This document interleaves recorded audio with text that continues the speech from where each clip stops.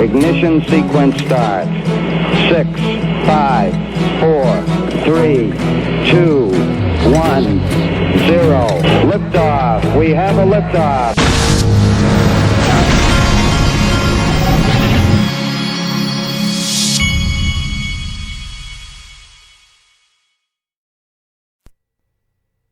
Hey everybody, this is the Digital Asset Investor, and today we're going to have more fun talking about BNY Mellon.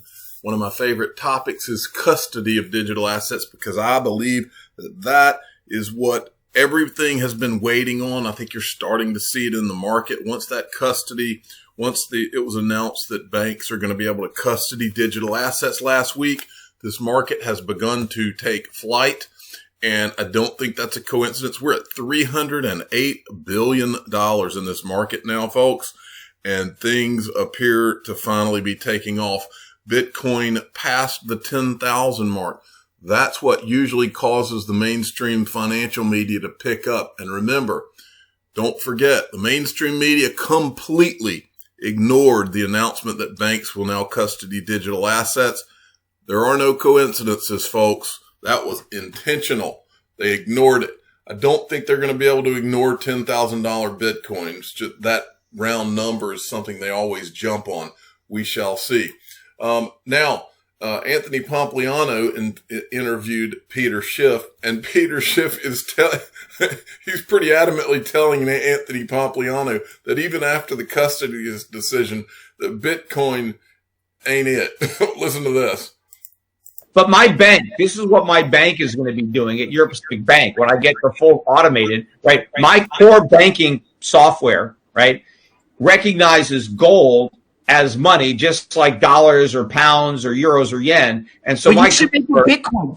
Don't do it as gold. Do it as Bitcoin. No, I can't use Bitcoin. The regulators put me out of business in a no, heartbeat. No, they won't. Not anymore. The OCC, Office of the Comptroller of the Currency, just came out and said that they can now custody Bitcoin. Trust me, I'm working in the banking world. Bitcoin is poison when it comes to banking. Not anymore. This just happened right now. This is important.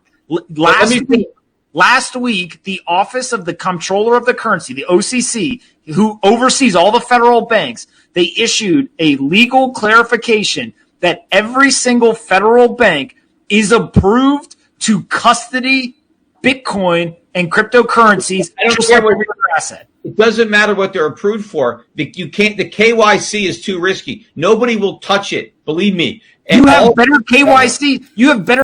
Who have you been hearing working on KYC AML for the last 7-8 years? That would be Ripple, who. And the greatest, remember the greatest digital asset ever created, XRP? Yeah, that one. More KYC on Bitcoin than you do on gold or dollar. Right now, look, we would just lose all of our counterparty relationships if we even touched Bitcoin. But the point I'm trying to make on the bank is the gold will sit on my books, so my bank customers can say, yeah, I want to keep my bank deposit in dollars, I want to keep it in euros, or I want to keep it in gold, right? If they keep it in gold, they can make payments in gold, they can get a debit card, and when they use it, the gold is automatically liquidated. I can put people in a position to use gold. Poor Anthony Pompliano is going to be on the wrong side of history, folks. I will never forget it. I'll say it again. I'll never forget when he interviewed Brad Garlinghouse, and Brad Garlinghouse took him through the common sense basic things about Ripple and XRP, and at the end he says, well, I just don't understand why you would not use just use Bitcoin. And he knows all of the reasons that XRP is better than Bitcoin. He knows them, but ignores them.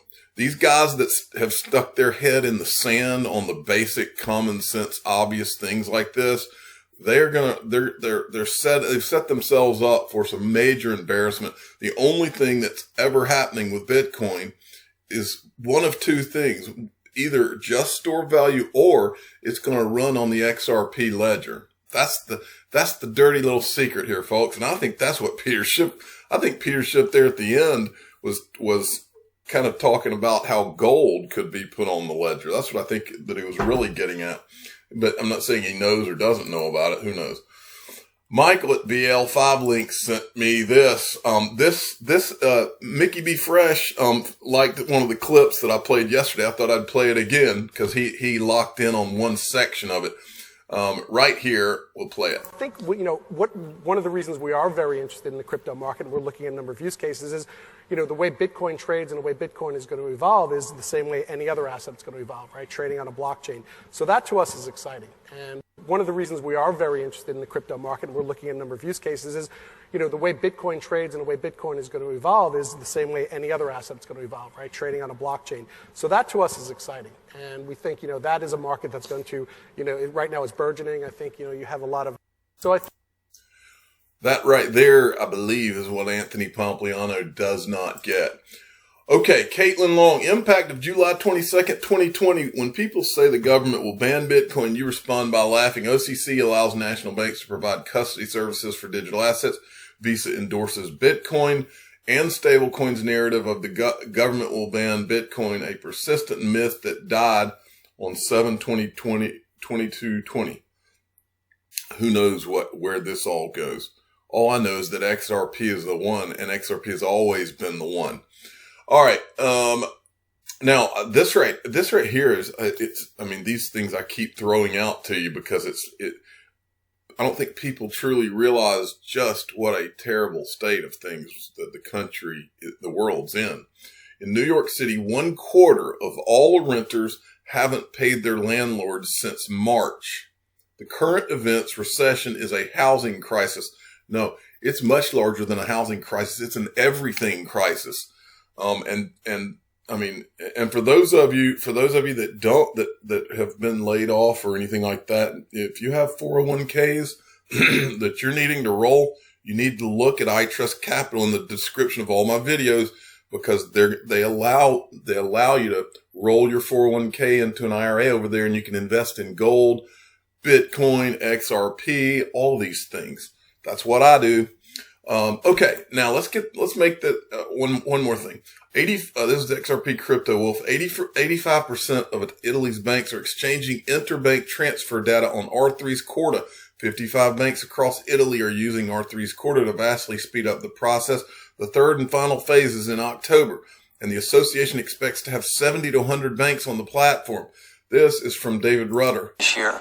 One thing I want to mention is the entire Italian banking system will be on Corda for interbank payments this year.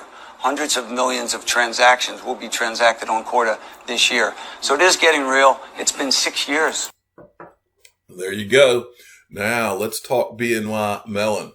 I decided to go and see if I could find some of the guys that are running blockchain at BNY Mellon now.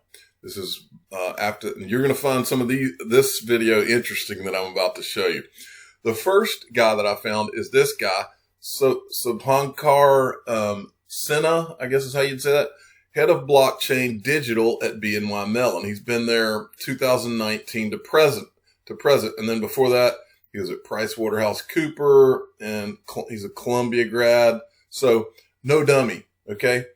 Now, I found a video. I couldn't find it. There was no video of him while he's at BNY Mellon, but there is video. He was at this Barrel Elites investment conference, and listen to what he says. This is last year, so it looks like let's see what his resume says. He started in April of 2019. So before he starts with BNY Mellon as their head of blockchain, this is what he said about where blockchain is going. Listen closely, folks. It's about 3 minutes or so. I think this conference is really good. I was here yesterday and today. The panel discussions are very in-depth. People know what they're talking about. I have made a few great connections, and it's very relevant. What's most important with this current economic condition, it's very relevant for the alternative investors to understand where the alternative data is going, where Bitcoin and alternative investment classes are coming up. So I think from a relevance perspective and from a depth perspective, I both find very impressive. So we certainly need more education for blockchain in alternative investment and in general in the investment management industry, because generally the investment management industry is the beneficiary of the blockchain applications, but they're generally not the implementer. Now, if I leave blockchain aside for a second, for crypto assets, I would say there is a bigger impact in the investment management world of the crypto assets and the tokenization of the assets. So when you say blockchain, I see it as two different channels. One is blockchain, which can help investment managers, particularly alternative investment managers, with cost reduction and various operational matters. And then at the same time, there are crypto assets which directly impact how the industry actually operates today. And probably in 10, 20 years, it's going to look very different. What's your prediction for like a short term, let's say a year from now? Do you expect to see more institutional investors' interest to investing in crypto or blockchain projects? So in a year from now, or within a year, I think more institutional investment money is going to come in. If you Backed, which is a new venture from NYSE ICE, Fidelity, and many other large investment players are essentially setting up market infrastructure and investment management services. Once we have the market infrastructure and investment management services, I think a lot of investment money is going to come into the crypto assets world, and which is not really farther than probably 12 to 18 months. So in 12 to 18 months. So that would make it, about now. So this is the guy that is now the head of blockchain at BNY Mellon. And on January 10th of 2019, he says 12 to 18 months, this is going to happen. And I think we're starting to see it happen right now, folks. In terms of investment opportunities, and by the way, we're going to talk about some of this later this afternoon in the panel, exactly on these topics. From an investment opportunity perspective, I would say I have seen some large investors have put in their own money directly in crypto. Some of them invested in blockchain projects. Some of them invested through blockchain ETFs. Crypto ETFs are still quite a long way to go, I guess. People are investing in futures and trading in futures. So all the vehicles you mentioned, I have seen investment management money is essentially primarily the principal money is flowing into that. Now, in terms of clients' money, I would say is predominantly flowing through VCs into many of these startups. So if you look at endowments and other institutional asset owners, their money is flowing through VCs into the startups and also the tokens. Okay? Now, this is not the only BNY Mellon guy in their blockchain department that is interesting. The next guy I'm going to show you is even more interesting. Watch this. This is a guy named Dennis O'Connell, emerging technologist, AI and blockchain, VP at BNY Mellon. He's a senior principal developer, blockchain architect, and he's got a big old huge description of what he does right here. Remember, at the end of this video, I'm going to remind you that words mean things, but I want you to start taking notes of the words from here. First word, BNY Mellon, those two words, big time. Okay, BNY Mellon, and then I want you to see these words. This is a description of what Dennis O'Connell does. By the way, this guy's sharp. This guy's really, really, really smart. Advise and develop on several other blockchain technologies, including R3 Corda. Words mean things. Remember R3 Corda. And Hyperledger Indy. Words mean things. And as we go down, before he was at BNY Mellon, he was a senior global architect at Bank of America Merrill Lynch. And if you go, right here. At Bank of America Merrill Lynch, investigate and architect proposal for Ethereum and Corda-based blockchains. And then you go down, if you keep going down, this guy, he worked at freaking NASA. I just wanted to show you that. So he was at NASA. Really smart guy. Well, I decided that I wanted to go and see if I could find some video with this guy, and I did. Now, in this video, and I can't remember if he says it in this clip, but he says it in this video, that at the time, this is back on April 3rd of 2018, he is a consultant for Bank of America when he's saying what he's about to say right here. Listen up. I'll take that one first because I find myself very much on the cusp of it, almost where the water meets the sand every day. For me, one of the big things having to fight the few religious battles in New York and especially in enterprise with global banks is that there's different players in blockchain who are ready to engage enterprise sooner. And some of you guys might know them as, Hyperledger and Fabric and even R3 Corda. Those are far more appealing to the banks and to Let's major go back and hear that little part one more time. Those are who are ready to engage enterprise sooner. And some of you guys might know them as, Hyperledger and Fabric and even R3 Corda. Those are far more appealing to the banks and to major investment groups, investment banks, than, let's say, adopting dApps or adopting public blockchains like Ethereum or EOS or NEO. The reason for that is control. And so right now, the big thing that all decision makers, whether they're in compliance, legal, architecture, tech, or line of business, is considering how many blockchains might we have to support, what can we decommission and replace, or does this give us a competitive advantage over our other competitors, or even help enhance our relationships with our clients. And so what you're seeing is distributed ledger technology, especially R3 and Hyperledger, really taking the beachhead in enterprise for the sole reason that these enterprises like to have full control over the entire architecture. But as far as the other ones go, and especially Ethereum, there's definitely interest in there, although there's a lot of uncomfortable conversations that might have to be had in terms of owning data or owning infrastructure or having compliance issues with that. And so what's emerging is two different maturity cycles between DLT and blockchain, which is something that I emphasize all the time. So, yeah. Okay, so you heard it. All right, and remember all those words: Hyperledger, R3, DLT. I mean, this is all.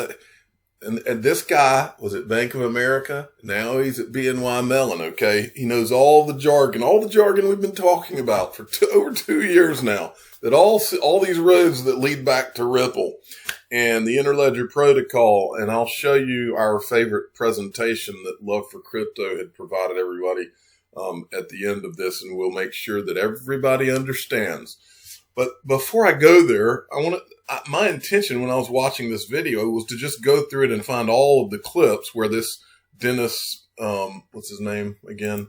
Dennis O'Connell. I wanted to go through and find all the clips where Dennis O'Connell, but I didn't find any more clips with him that were interesting. But in the process of getting to the clips with him, something else popped out by this guy. I think this guy is with Intuit. But I wanted to play for you something that he said and see if any of you recognize this. Words mean things, folks. We actually want to engage with enterprises to get the solutions out there. And I think for us, the approach that's worked well, and I think that's important for any startup to consider, is this concept of crawl, walk, run. You want to have something that's disruptive. We have our own vision of what we want things to be, but you need to have something that's evolutionary in nature. You cannot, like what you were saying, a DLT that's on a private blockchain is ultimately a central database. And, the infrastructure is perhaps different, but it does introduce a lot of the enterprise clients to go into the distributed ledger technology, to start using the other advantages DLT. that it has. And over time, what we see is that adoption happening. There are private blockchains that could actually become public. We actually have, certainly for our solutions, we have means of being able to take those public. But you can't do the reverse. And if you're talking to a bank, for example, it's nearly impossible to convince them to be on a public blockchain, even though you could go ahead and talk to all the security folks and talk about why that's secure and why that's actually safe doing it. But I think it comes back into crawl, walk, run. He sure has crawl, walk, run on the brain. Well, I'm going to show you somebody else who's always said crawl, walk, run as well. But first, I wanted to show you, I thought that was the end of it, but it wasn't. So this guy says it again. Those intermediaries, maybe they're not going to be the best blockchain use case either because they're no longer needed. Rather than just going in and saying, enterprise, I'm a blockchain-based solution, consider me. And that will probably help speed up adoption. And that's part of what I referred to earlier too, in terms of crawl, walk, maybe swim. And then we have this. Being a Bitcoin enthusiast or crypto enthusiast, married with, I thought, a very pragmatic vision of how you actually bring this forward. And revolutions rarely happen by going to the end point first. Instead, it's a crawl. I use the expression internally about crawl, walk, run. And you got to crawl before you walk, before you run. And I think the progress Ripple's making for the industry is, I think, moving the whole revolution forward. You're darn right. All right, and then there was these things. Matthew Liney, all of these guys in the online and on Twitter and everything, they've already discovered all of this. And I think, let me go back to make sure. I believe that this guy mentioned in here in one of his things was Hyperledger Indy, wasn't it? Not that one. I think he mentioned, right here. Several blockchain technologies, R3 Corda and Hyperledger Indy. And then then Hyperledger Fabric was also mentioned in there. Now, so we come to Matthew Liney. These guys, Pactera, China R3, Hyperledger Indy platform. They've been researching all of this. These guys are always way ahead of me. I Am Legion, R3 Corda plus Hyperledger Indy. He's actually, I'm not going to play the video, but this is a video that you can go and watch from Hyperledger on YouTube. Corda demo, Mike Hearn, Corda, Hyperledger Indy. And then I think that's it. Okay. Now, since words mean things, and we've been shown, this is my father, the official father of the Digital Asset Investor channel. This is his favorite slide that he's ever seen since I started this channel. And it's mine too. And because it ties it all together, it shows you everything. It lays it out. By 2020, Ripple becomes the standard for international money transfers between banks. ILP becomes the standard protocol for connecting banks' cash ledgers as a part of Ripple's software. 2020, 2025, blockchain solutions. And then look down here, R3 Corda, DAH, Hyperledger Fabric, folks. And then we go down to here. What do you see? BNY Mellon. You see all the names that we've been talking about for 2 years, and it's Hyperledger. This is the consortium.